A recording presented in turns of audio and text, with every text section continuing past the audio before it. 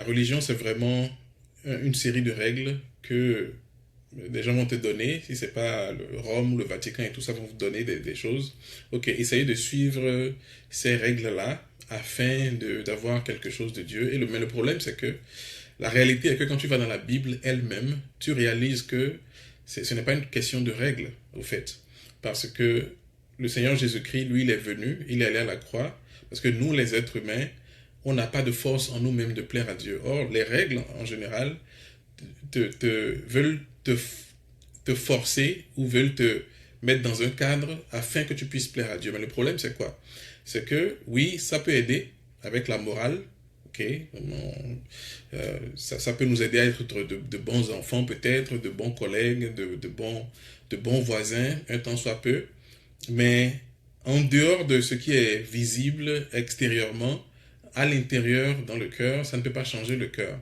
Et non seulement, mais quand nous lisons la parole de Dieu, nous réalisons que Dieu est au courant de ça. Dieu est au courant qu'on est incapable de changer notre propre nature. Et que nous sommes condamnés justement à cause de cette incapacité-là. Et c'est justement à cause de cela qu'il va envoyer son fils, qui lui est sans péché, ne peut pas pécher, et lui va payer le prix afin que nous puissions recevoir le pardon et qu'on puisse être renouvelés.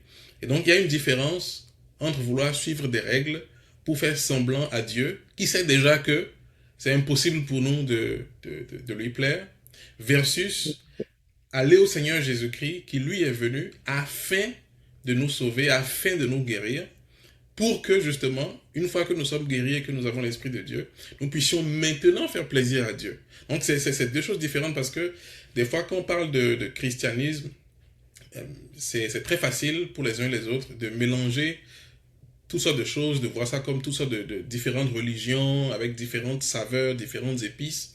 Mais ça n'a rien à voir. Quand on va à la parole de Dieu, on va dire que l'exhortation que moi j'entends de toi, Christopher, c'est que les gens aillent lire, par exemple, l'évangile. Que les gens aillent lire les évangiles. Donc, si c'est pas Matthieu, Luc, Marc, Jean, que les gens aillent lire ce que le Seigneur Jésus-Christ dit pour réaliser vraiment que comme tu dis, c'est une affaire de relation. Et que tant que nous ne sommes pas entrés dans cette relation-là, selon les termes de Dieu, nous demeurons les ennemis de Dieu. Et c'est parce que toi, tu as réalisé que tu étais ennemi de Dieu par tes pratiques et par ta manière de vivre du passé, que tu as voulu donc faire demi-tour pour recevoir le pardon de Dieu et entrer en relation avec lui. Donc c'est vraiment, c'est utile pour ceux qui sont dans ces cas-là. J'imagine qu'il y en a plusieurs, pas seulement au Bénin, pas seulement au Gabon, mais il y en a peut-être un peu partout en Afrique et même ailleurs d'ailleurs, mais seulement que je doute qu'ils comprennent français. Mais merci beaucoup Christopher, c'était un plaisir d'écouter comment est-ce que le Seigneur t'a amené des ténèbres à la lumière. Et est-ce que tu aurais quelque chose, un mot de fin à ajouter? Oui, j'aurais un mot de fin à ajouter pour vous dire que le chemin est encore ouvert et le Seigneur appelle. Il est venu pour chercher et sauver tous ceux qui sont perdus.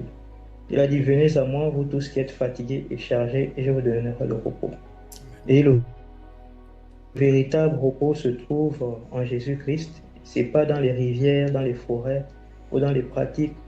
L'homme a tendance à pouvoir, par la peur, à se confier dans des pratiques ou dans des idoles pour pouvoir avoir la sécurité ou la vie.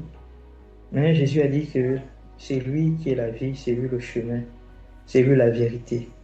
Donc, si vous êtes angoissé, si vous avez peur, vous cherchez la paix du cœur, venez au Seigneur et c'est lui qui met véritablement la paix dans le cœur. C'est lui qui enlève le fardeau. Et depuis que j'ai donné ma vie au Seigneur, j'ai cette paix-là, j'ai Amen. cette sécurité-là et je suis confiant en lui. Je me confie en lui. Oui. Donc, je vous invite à prendre exemple sur ce témoignage.